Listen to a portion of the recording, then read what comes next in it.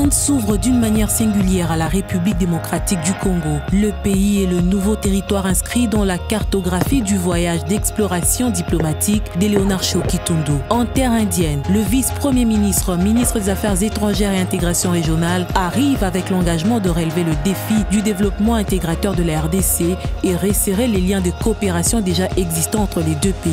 Civilité d'usage avant tout, le patron de la diplomatie congolaise est accueilli par l'ambassadeur congolais en Inde ainsi que le directeur aux affaires étrangères chargé de l'Afrique australe. 24 heures après, le temps d'un repos, Shokitundu est l'hôte de marque du ministre indien des Relations extérieures, le vice-premier ministre, ministre des Affaires étrangères et intégration régionale de la RDC, est reçu par son homologue indien Sushma Swaraj devant son interlocuteur Léonard Shokitundu et porteur d'un message du président Joseph Kabila. Il faut savoir que le chef de l'État invite le Premier ministre à la date de sa convenance en République démocratique du Congo pour une visite officielle entre les deux pays. Mais dans le cadre de cette rencontre ministérielle, nous avons abordé beaucoup de sujets. Je tiens à vous rappeler que l'Inde a joué un rôle important dans la décolonisation des pays du tiers-monde, notamment à la conférence de Bandung. Ensuite, son implication a continué dans le cadre des mouvements non alignés. Et aujourd'hui, l'Inde est devenue un pays émergent. L'Inde, la République démocratique du Congo sont deux pôles très distants mais avec une histoire de lutte pour l'indépendance semblable. Les deux pays ont donc une compréhension commune des enjeux mondiaux de l'heure. La venue en Inde du vice-premier ministre congolais est une nouvelle preuve que l'approche du partenariat sud-sud ou triangulaire de la diplomatie congolaise est à l'œuvre. Il y a eu une révision déchirante de notre système de coopération. Alors qu'à l'époque, nous étions dans une coopération classique et traditionnelle avec nos anciens partenaires, particulièrement occidentaux. 50 ans après, nous nous sommes rendus compte qu'on n'est pas allé très loin et que par conséquent, nous devons aujourd'hui revoir notre stratégie de développement. Comme le chef de l'État l'a rappelé, nous voulons aujourd'hui une coopération de développement et pas une coopération de simple représentation. À l'exemple de l'Inde, la RDC aspire aussi à son émergence. Elle devra pour ce faire s'inspirer de l'expertise et de l'expérience indienne. Tout le monde aujourd'hui aspire, notamment dans les pays du tiers-monde.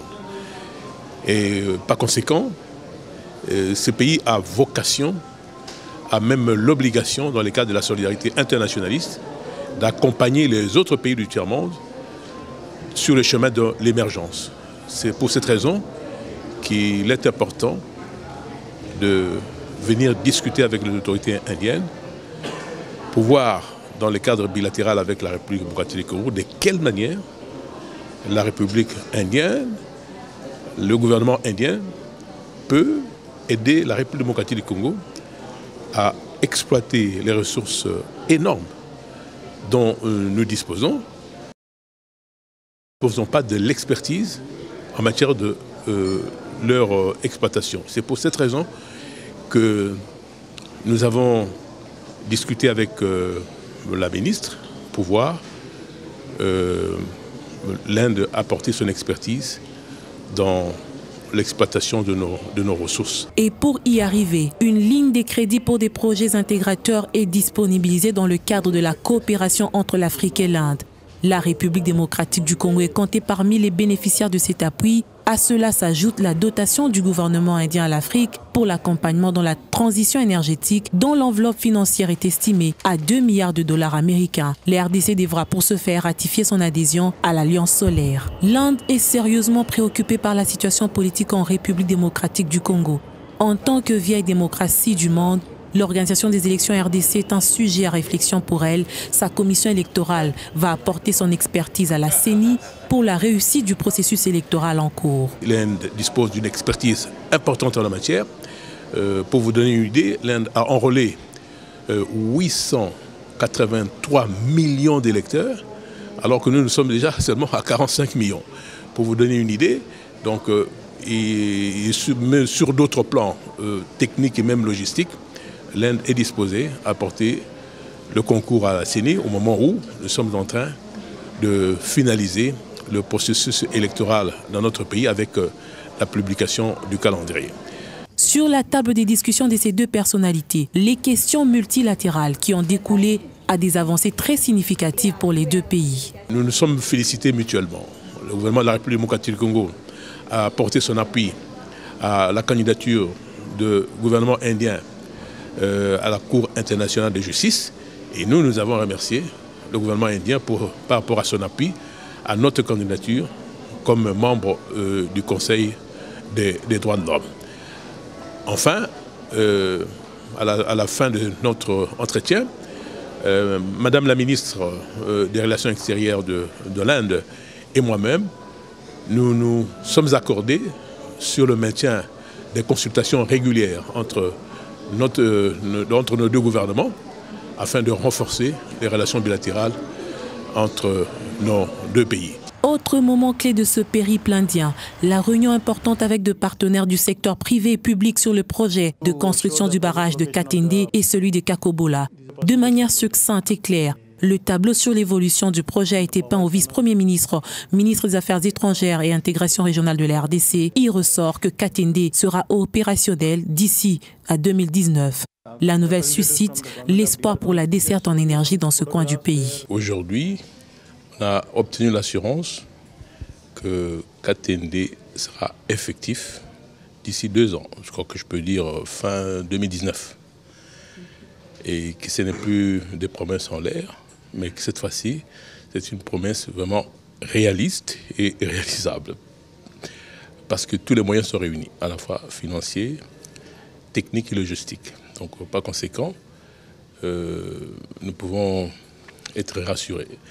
Je suis d'autant plus content pour cette visite de venir rencontrer les entreprises qui s'occupent de la construction de ce barrage de Katende, parce que comme vous savez, c'est une promesse que le chef de l'État a faite à la population du Grand Kasaï. Pour, comme vous savez, l'énergie, l'électricité, c'est la condition de tout. Sans énergie, on ne peut rien faire. Il n'y a pas de perspective de développement. C'est pour cette raison que j'ai voulu me rendre compte sur place de la situation. Et je félicite Madame l'ambassadeur qui a permis cette rencontre avec tous les partenaires à la réalisation de ce projet Katende. Qui me réjouit d'autant plus, c'est le fait que les 3 étapes seront réalisées concomitamment. C'est-à-dire pendant que l'ouvrage est construit, le transport aussi, mais en même temps la distribution. Si bien que Mbujimai, Kananga, Bukonde et puis Chimbulu, d'ici 2 ans, vont bénéficier de l'énergie électrique, ce qui sera une grande fête dans la province du Kasaï. Et surtout, pour ne pas gâcher la fête justement, la société d'ingénieurs Wapkos est à pied d'œuvre. Elle se dit aussi encouragée par l'implication du gouvernement pour la matérialisation de ce projet. Pour parler de ça, il voulait aussi expliquer que le gouvernement de la RDC a facilité le transport des équipements, des logistiques et aussi des wagons. Donc maintenant, il y a le transport des équipements qui se font très facilement. Nous, en fait, de conscience gestion du projet, le gouvernement de la RDC et le gouvernement de l'Inde, nous sommes en train d'expédier le projet pour que la population puisse bénéficier de cette électricité d'ici dans 2 ans.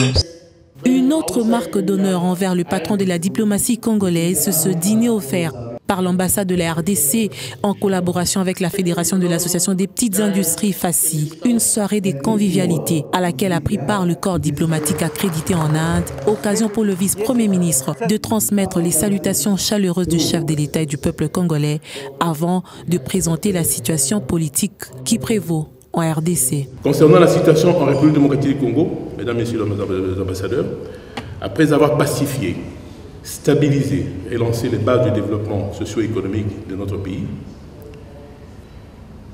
la République démocratique du Congo a connu 2 cycles électoraux complets et ouverts, libres, les premiers depuis l'indépendance de notre pays. Le président de la République, Joseph Kabila Kabange, a convoqué toutes les couches sociopolitiques de notre pays pour un dialogue politique afin d'organiser des élections crédibles, transparentes et apaisées. À ce stade, plus de 45 millions d'électeurs sont enregistrés par la Commission électorale indépendante, qui dernièrement a fixé les élections générales pour le 23 décembre 2018. Malgré les défis de l'organisation de ces élections, et qui demeurent énormes, particulièrement sur le plan financier, logistique, sécuritaire, le cap est mis pour irréversiblement la tenue des élections l'année prochaine. La communauté congolaise vivant en Inde s'est invitée dans le débat. Un échantillon essentiellement composé d'étudiants a pris langue avec le vice-premier ministre des Affaires étrangères. Plusieurs questions d'ordre social et concernant la vie de la nation ont été abordées avec le vice-premier ministre congolais. Je tiens aussi à profiter, Excellence, si aujourd'hui les chefs de l'État avaient accepté de nous donner le ministère des Congolais à l'étranger, parce que dans sa vision, selon ma compréhension, les chefs de l'État avaient besoin de briser ce gap entre la diaspora et le pays. Alors, actuellement, à mon avis personnel, ce n'est pas ce qui est en train d'être fait. Pourquoi? Ce ministère a été créé et ce ministère se recherche. Quels sont les véritables cahiers des charges du ministère? C'est tout le problème. Alors, pour élaborer un cahier des charges, il faut d'abord descendre sur les lieux, contacter les personnes concernées, et puis ils vont en ce moment-là réaliser le besoin de cette communauté qui est à l'extérieur. C'est en fonction de ça aussi que ça va nous aider même à faire un job description. C'est sur la base de ça, parce qu'un job description, vous allez le faire pas de manière abstraite, c'est fondé sur une situation objective. Un séjour fructueux pour Léonard Shokitundu, son passage a contribué au raffermissement des liens de coopération bilatérale. Satisfait, le vice-premier ministre, ministre des Affaires étrangères et intégration régionale de la RDC, quitte le pays de Gandhi après avoir osé et gagné le pari de remettre l'Inde et la RDC sur une même orbite diplomatique.